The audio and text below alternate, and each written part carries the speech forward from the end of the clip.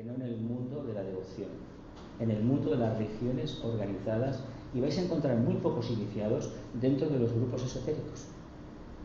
¿Sabéis por qué os lo digo? Porque eso quiere decir que el proceso iniciático es real, no es ficticio. Porque uno de los espejismos que están asociados al sexto rayo es creerse que uno lo ha escogido el maestro tal, y el maestro tal cada día no tiene otra cosa que hacer que dictar una carta.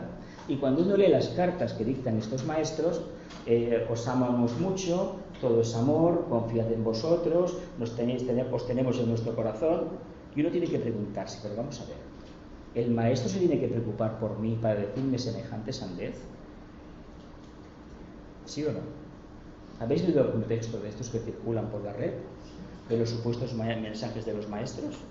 Sí. No me refiero a las cartas de los Mahatmas, eso es otro tema. Fueron una vez dadas y se acabó. Como con la época de Bailey, se dieron unas cuantas cartas a los discípulos y se acabó. Pero ¿no habéis leído por ahí, por internet, unas cartas que aparecen semanales del maestro tal o del maestro cual? No dicen nada, absolutamente nada.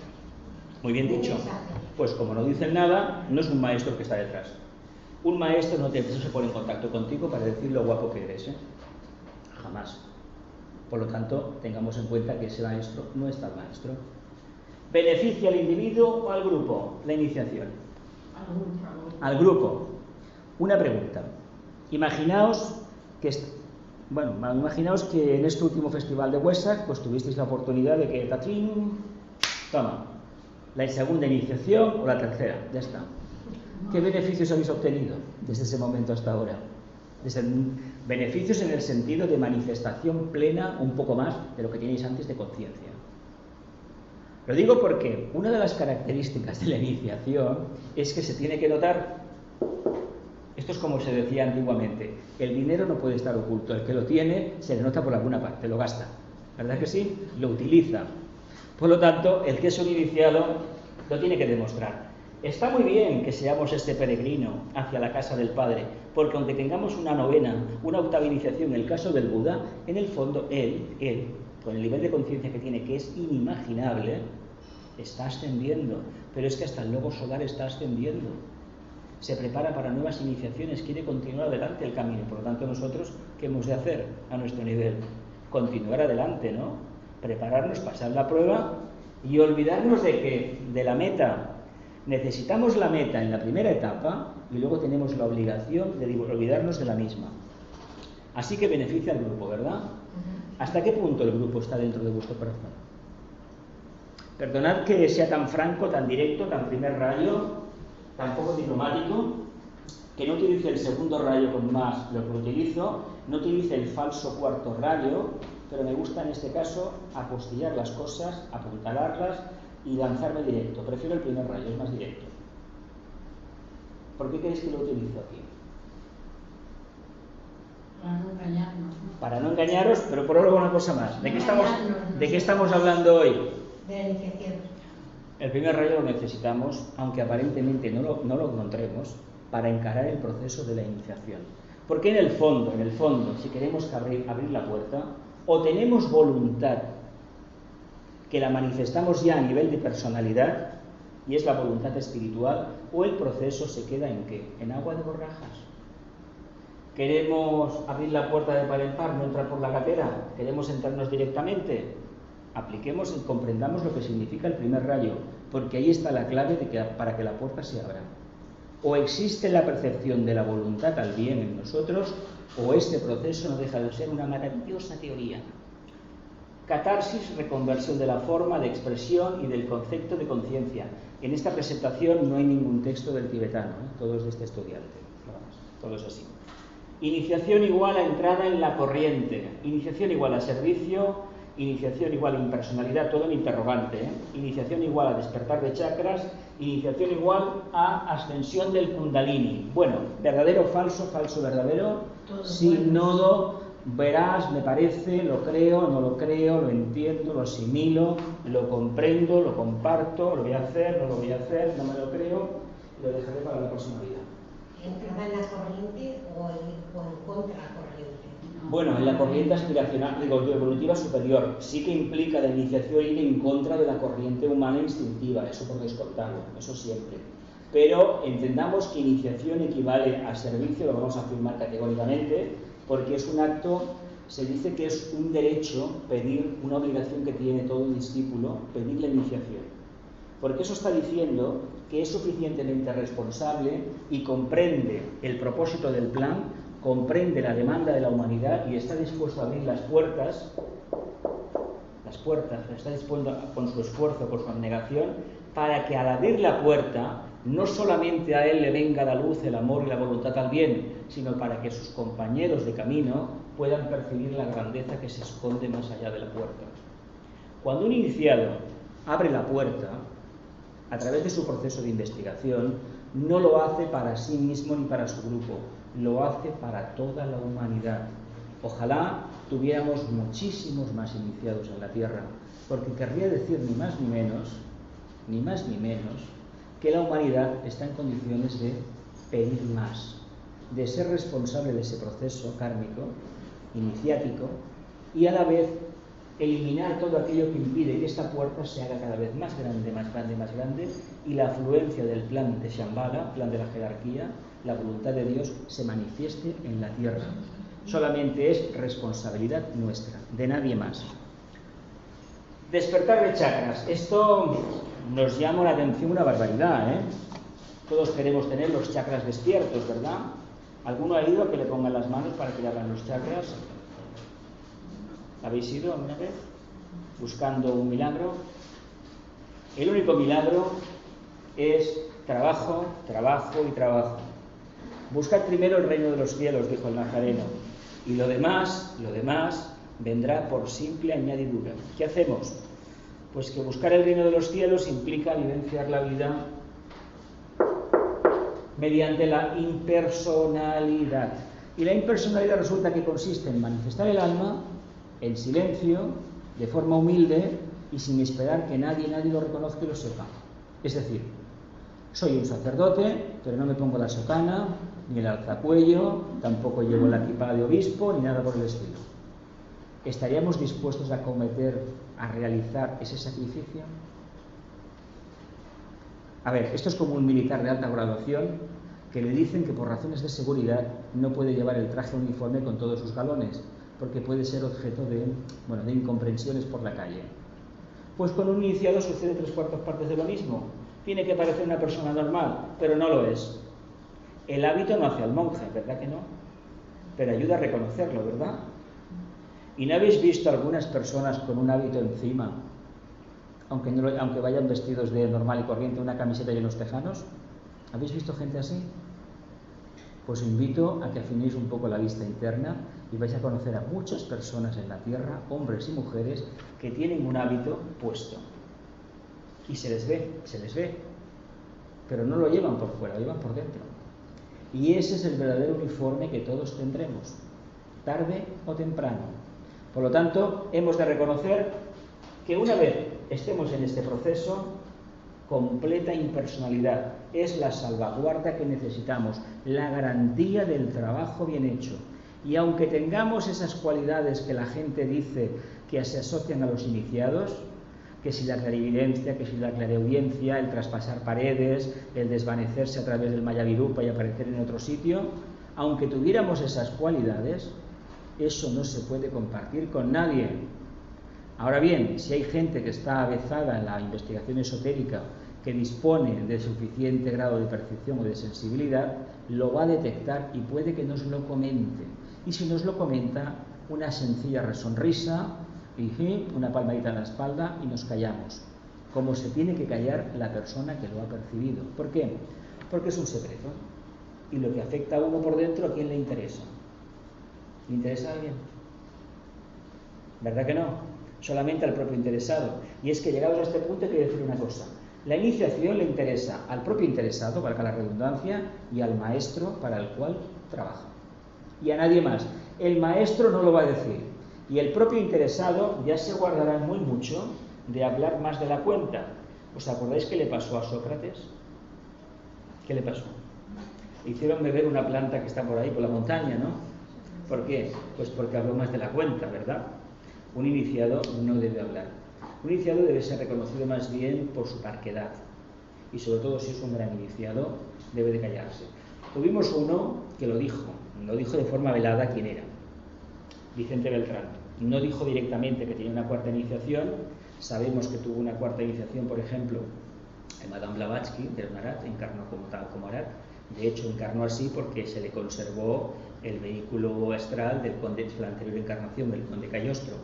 Y eso es una indicación de que no tenía karma que agotar, y por lo tanto le crearon el vehículo ese, se lo conservaron para que pudiera encarnar ella. Pero ella no, esta conciencia. Y encarnó una personalidad que se parecía físicamente bastante al conde Cagliostro. Pero era un ser de una evolución increíble, que todavía creo que no se le ha comprendido suficientemente. Pero hizo un trabajo impecable y con eso nos tenemos que quedar. Iniciación igual a ascensión de Kundalini. ¿Creéis que sí? Sí. Entonces, ¿por qué buscamos un curso rápido para que nos acelere el trabajo? ¿Qué pasará si el Kundalini sube? ¿Habéis leído algo sobre Kundalini? Activar los chakras. La activa los chakras. ¿Y qué vamos a ver? Que somos más, vamos a ser más guapos, se nos van las arrugas, tendremos una capacidad mejor de entender lo que nos pasa. Sí. Y entonces, ¿por qué no nos aguantamos con lo que nos pasa? ¿Por qué no aceptamos lo que nos pasa y nos damos cuenta que es un camino de aprendizaje? ¿O no es un camino de aprendizaje? ¿Sí o no? ¿Verdad que sí? Pues si es un camino de aprendizaje, ¿por qué nos lamentamos de todo lo que nos pasa? Pero duele. Un momento. Catarsis, reconversión de la forma de expresión del concepto de conciencia. Conversión de la forma de expresión y del concepto de conciencia, claro. ¿Qué concepto tenemos de la conciencia? El sufrimiento que vamos a tener a fuerza de no querer reconocer las cosas va a ser que la idea que tenemos de la conciencia se vaya por el suelo. ¿Qué creemos que es la conciencia? Venga, no lo sabemos, ¿no? Tenemos una idea muy mística, muy mesiánica. Imaginamos que detrás de aquel no sé qué del paraíso está el hierofante esperándome, está Isis, Osiris, el maestro Kutumi y no sé cuántos más, por ejemplo. Pero, ¿y el trabajo de cruzar la puerta? Si cruzo la puerta, en el camino, se me van a quedar enganchada ¿y qué? Me van a desnudar, ¿verdad? ¿Por qué tenemos tanto miedo a pasar la prueba? Además, os voy a decir una cosa personal.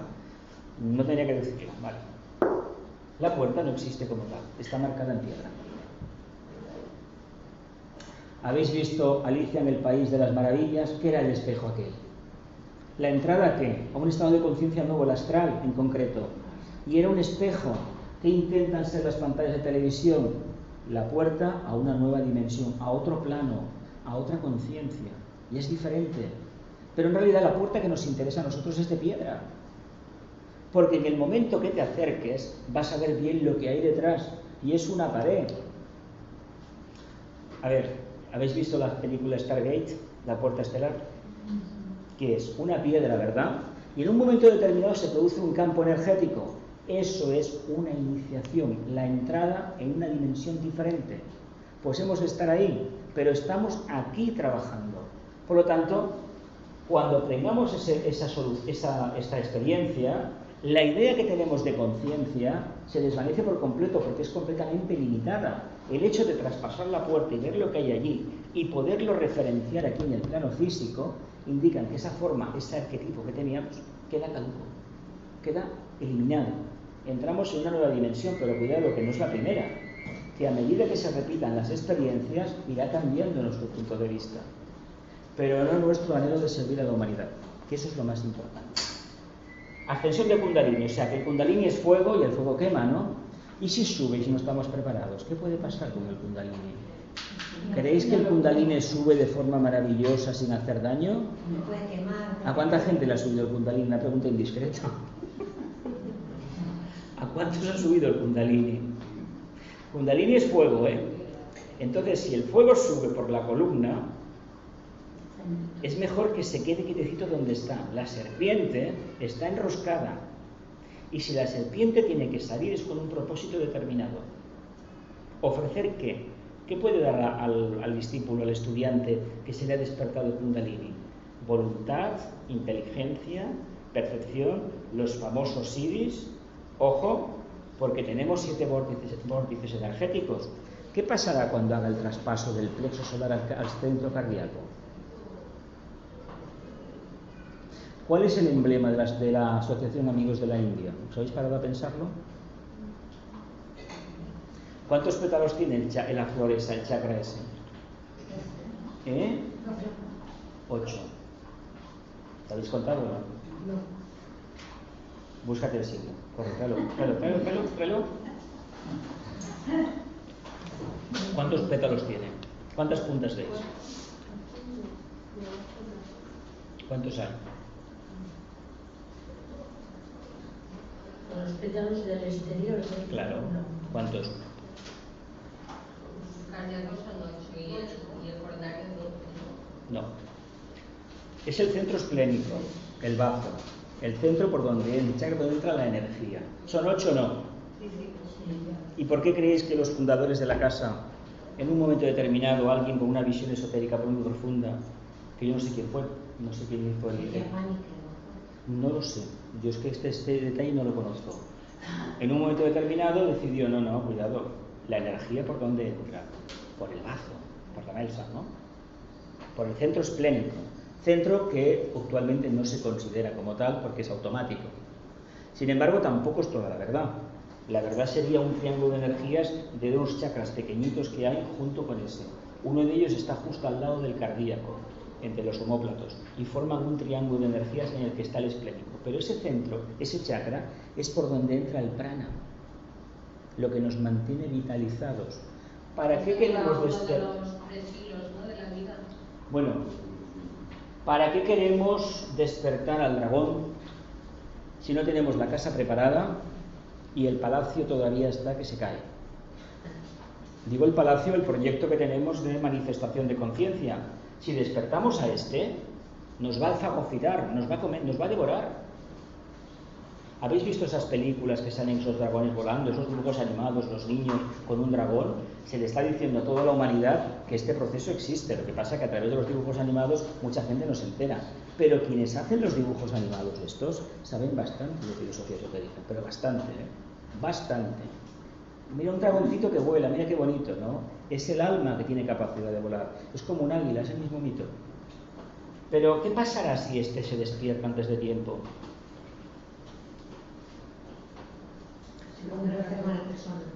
Que vamos a pagar un peaje muy elevado. La osadía, la curiosidad mató al gato, ¿verdad? Y podemos acabar a niveles mentales fastidiados. Pero hay un pequeño problema.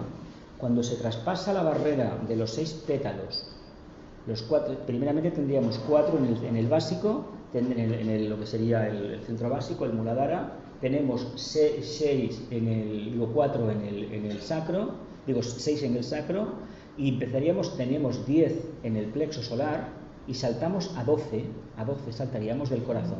¿Qué creéis que puede hacer la energía cuando suba hacia arriba y se encuentre con una membrana que es un poco sensible a la medida de que está subiendo, pero a lo mejor no lo es del todo? ¿Qué creéis que pasa? Os lo pongo más fácil. ¿Qué pasa en el hemisferio norte, sobre todo en el hemisferio norte, y creo que en el sur me imagino que también, cuando la constelación del Can se manifiesta? A ver, sabéis muy bien que entre julio y 1 de septiembre los infartos en el hemisferio norte son buenos. ¿Y qué rayo se manifiesta a través de ahí? Se manifiesta esotéricamente, ¿cuál?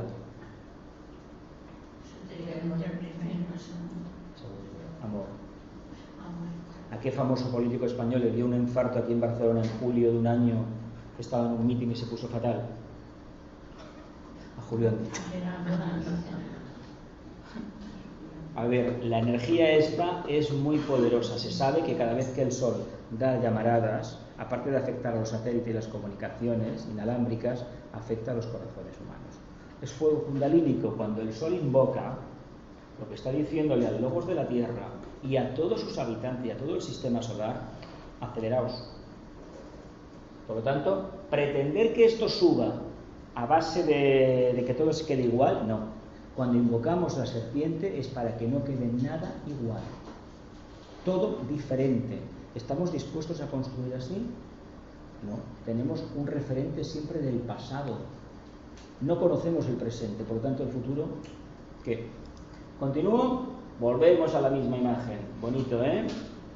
Y además, mira, un día nebuloso, no sabemos si detrás en aquel recodo del camino vete a saber qué habrá, pero tenemos la seguridad de que está la luz al fondo y no vemos la luz, es un astralismo. Es un astralismo. Son nieblas, es astralismo puro. No es la verdadera luz. En la anterior que habíamos visto, luz, ¿verdad? Pero fijaos la cantidad de humedad que hay aquí. Partículas en suspensión que no dejan ver la verdadera luz. Pues así tenemos el problema nosotros. Vamos caminando, caminando y se presenta un desvío hacia la izquierda. E indica este desvío hacia la izquierda que tenemos una parte material, personal, que solucionar. Y es la propia concepción de todo el proceso. Parece que las fotografías son inocentes, ¿verdad? ¿Verdad que sí? Pues no. Salimos a la calle y se ven cosas maravillosas. Y todo nos habla de la evolución. Y todo nos habla, si queremos, de la propia iniciación. Me imagino que los términos mónada, conciencia y personalidad más o menos están resueltos, ¿no? Me diréis que sí. Al menos académicamente sabemos de qué estamos hablando. La iniciación, he puesto aquí, es un proceso propio del reino humano, establecido por la jerarquía planetaria para acelerar la evolución de las almas encarnadas. Bueno, muy bien, muy bonito. ¿Qué pasaría si no tuviéramos la iniciación, el proceso iniciático? Es decir, las pruebas, el esfuerzo, la transmutación, la renuncia. ¿Qué le pasaría a la evolución? Que sería muy lenta, ¿verdad? ¿Sí o no? Se estancaría. ¿Sabéis por qué es importante la iniciación, el proceso iniciático? No por la gente que se somete a ese proceso, no por las almas que pasan por la puerta del iniciador 1 y entran en el reino de los cielos. No por las almas que pasan del cuarto reino al quinto, no. Es porque a través de ese proceso se movilizan los éteres e invita al resto de los mortales a iniciar el mismo proceso. Por simpatía. Se inició este proceso en el planeta Venus. Se ve que en el planeta Venus dio tan buen resultado que ahora es un planeta prácticamente, desde el punto de vista humano, inviable para la vida. La atmósfera está a una temperatura de 400 grados y además es ácido sulfúrico, gaseoso. Es decir, nosotros no entenderíamos muy bien eso, pero hay una humanidad viviendo. Y ese logos está mucho más evolucionado que el nuestro. Pero fijaos que gracias a ese trabajo, son mentales ellos, nosotros somos todavía muy emocionales. Por eso tenemos un planeta maravilloso, mucha agua, muchas selvas, muchas montañas, muchos prados. Todo eso es emocionalidad, ¿verdad? ¿Sí o no? Luego aparecerán flores, no os preocupéis, ¿eh? Pero vuelvo a insistir en el tema, gracias a este proceso de iniciación, de superación, de preparación de la prueba, de la crisis, de la renuncia al pasado, de la superación, de la catarsis, nos acercamos a la conciencia superior.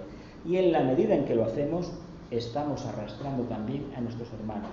El Nazareno dijo, dejad que los niños se acerquen a mí, dejad que las almas jóvenes, en cuerpos adultos, se acerquen a mí, al proceso iniciático, a la conciencia crística. ¿Quién va poniendo esas pruebas? La propia jerarquía de Shambhala. Y nosotros como almas las invocamos. Y es el proceso como mónadas que iniciamos cuando el Logos decide encarnar. Nos adentramos primeramente en la materia, cuando el planeta Tierra se empieza a formar, o a lo mejor en la cadena lunar lo hicimos, hasta que llega un momento que eclosionamos como conciencia. En este planeta en concreto fue en la época de Lemuria, hace unos 18 millones de años, cuando llegan los ángeles solares, los señores de la llama, se cogen aquellos elementos del reino animal, aquellos humanoides que había, gigantes de 4 metros o 5, y los que tenían más evolución, hay un ángel solar que los abraza. En ese momento se produce la individualización. Y a partir de ahí empieza el verdadero proceso evolutivo. Las almas que proceden de la cadena lunar encarnaron en la etapa Atlante, bien entrada la etapa Atlante. Y actualmente esas almas son las que dirigen el mundo, sobre todo de la economía y de las comunicaciones. A ver, que haya gente que tiene el dinero y no sabe de dónde le viene, indica que la materia la has trabajado en vidas pasadas y son almas individualizadas en las últimas rondas de la cadena lunar. Esto en los libros de Bowen se explica, pero es una parte de la información de la teosofía o de esoterismo que, a ver, hay que conocerlo, pero bueno, poco a poco iremos viéndolo. Lo importante es que entendamos que el proceso iniciático nos puede interesar, y no digo que nos puede interesar, nos debe interesar. Y con esto estoy diciendo, os animo a que os lancéis al proceso iniciático, a que renunciéis a todo lo caduco, a todo aquello que impide que vuestra alma, que vuestra conciencia superior, que vuestra tríada mónada se pueda manifestar. Acerquémonos cada vez más al ángel solar, y lo demás ya vendrá por sí mismo. ¿Nos quedamos con la foto? ¿Sí? Pues mira qué bien, otra vez, toma ya. Vamos a ver, aquí es bonito, aquí hay una persona en meditación, contemplando la puesta del sol. Esa persona, ¿quién es esa persona? Nosotros, ¿verdad? ¿Y dónde está la luz? En la lejanía, inalcanzable. Te pones a caminar y claro, como es el planeta, es la esfericidad, resulta que no la alcanzas nunca. Esto es como cuando uno está en la montaña y ve que sale la luna. Pues que la luna está a un tiro, no está a un tiro de piedra, está a miles y miles de kilómetros de aquí, de la Tierra. Y sin embargo creemos que está aquí. Bien, pues la iniciación, acercar este punto de conciencia, no está aquí, en este punto de observador. Tenemos que romper la barrera entre lo observado y el observador. La tenemos que romper. Y en el momento que esto lo contemplemos como una expresión de nosotros mismos, lo que supone la mónada, con lo que supone la personalidad o el alma encarnada, en ese momento estaremos en portas ya de la iniciación. Aquí es muy idealista, ¿verdad? Aquí es muy sagitariano. Mira, ahí está la luz. Lo que se importa no es que este chakra tan maravilloso, el sol, esté ahí. Importa que nuestro corazón se abra. Porque si nuestro corazón se abre, no es que tengamos más amor, es que tendremos verdadera intuición. El plano búdico es el plano de la razón pura, el plano del amor. Y se accede a él por intuición, y luego el problema es interpretar lo que se ha percibido allí. Porque no tenemos palabras todavía para hablar del Agni Yoga, por ejemplo. Acortemos distancias, está en nuestras manos. A ver qué hemos puesto aquí. La búsqueda de la iniciación implica la aceptación completa del karma. Bueno, a ver, ¿qué significa aceptar el karma? En primer lugar, conocemos el karma de cada, bueno, nuestro propio karma, el de los demás. Aunque conozcamos el karma de los demás, os voy a decir una pequeña opinión, es asunto de los demás. Sí que es verdad que si nos piden ayuda, podemos dar opiniones genéricas. Pero lo que tenemos que hacer con respecto a los demás, ser comprensivos y callar. Porque a veces hablando, lo que hacemos es acentuar lo que no debe acentuarse. Porque no todo el mundo está preparado para recibir una opinión. Y sobre todo si es de calado esotérico. Porque a veces el esoterismo para muchas personas puede parecer demasiado duro, demasiado rígido. No lo es en absoluto. Pero tengamos en cuenta que hemos de ser un poco tolerantes en este sentido. Bien, ¿qué es aceptación completa del karma? Damos gracias cada día de todo lo que nos pasa. Si nos roban o nos apuñalan, gracias Señor por enseñarme el camino.